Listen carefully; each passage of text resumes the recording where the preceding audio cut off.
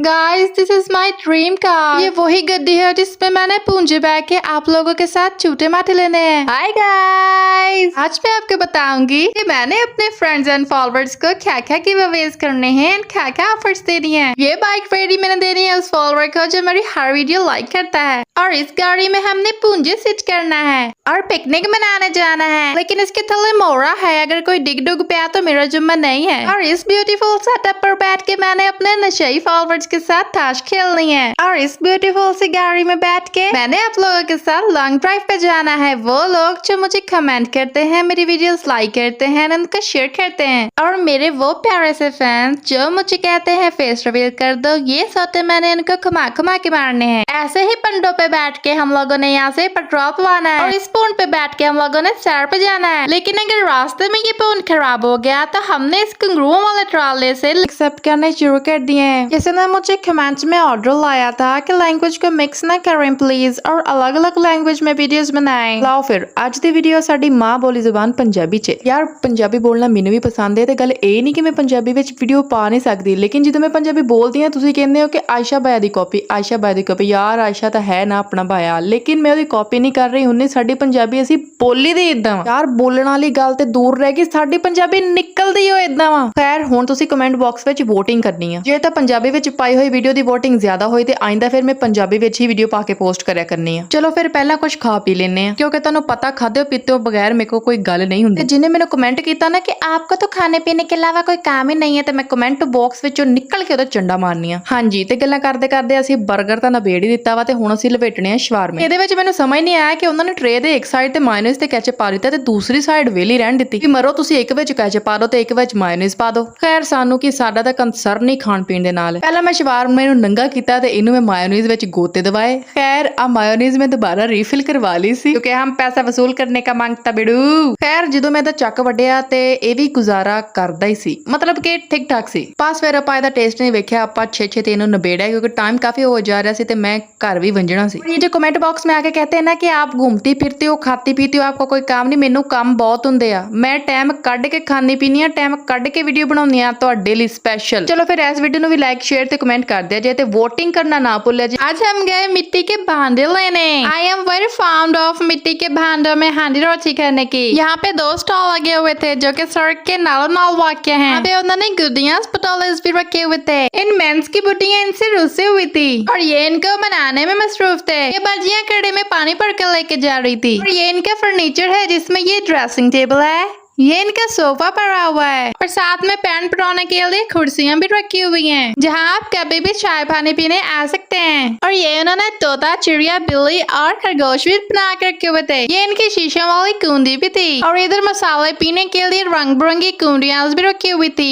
और ये गल्ले थे। गल्लों में हम अपने बचपन में 5-5 वाले सिक्के डालते होते थे और फिर उसको मुद्दा करके चमची से काटते भी होते थे। कौन कौन ऐसा करता था ईमानदारी से कमेंट में दसना प्लीज। यहाँ पे छोटे छोटे कप भी थे और बड़े बड़े मग भी थे, जिसके ऊपर कार बना हुआ था और एक खजूर बनी हुई थी। इधर उन्होंने कैमल, लायन, रैबिट और रंग बिरंगे जानवर रखे हुए थे। ये उन्होंने प्यालेस भी रखी हुई थी, लेकिन मैं तो चाय नहीं पीती क्योंकि मुझे पसंद ही नहीं है चाय पीना। इनमें से मैंने ये वाली हांडी ली जो कि चमक दमक रही थी और प्यारी लग रही थी। ये चीज भी मुझे पसंद आई, पता नहीं ये क्या था, अगर आपको पता है तो जरूर बताना प्लीज। और ये चावा था जिससे हम रगड़ रगड़ के अपनी मैल लाते हैं, जिसे बर्गर बच्चे स्क्रबर कहते हैं। धो के ले लो, धो के खाओ इसको धो के। आज मैं गई अपने चाची का डेरा सीखने। रास्ते में मैंने लिलीज और गॉड्स को सी किया। Bye bye lilies. उन्होंने डेरे पे बहुत गुड फ्लावर्स लगाए हुए थे। ये उन्होंने कुकर रखा हुआ था जो कि लड़ने के लिए बिल्कुल रेडी था। साथ में हैंड सिस्टर्स भी थी। ये एक थर्स्टी हैंड सिस्टर थी जो कि खुद ही वाटर ड्रिंक करने लगी थी। आगे था एक खूह जिसमें मुझे कुछ भी नजर नहीं आया, तो मैंने कहा दूर फीट है मुंह।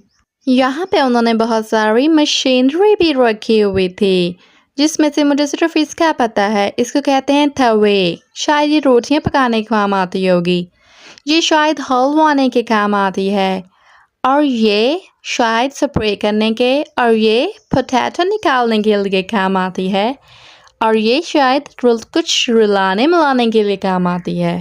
फिर मेरी नज़र पड़ी इन ढकों पे, और मैंने चाची से कहा कि मुझे ढोकेस उतार के दें प्लीज।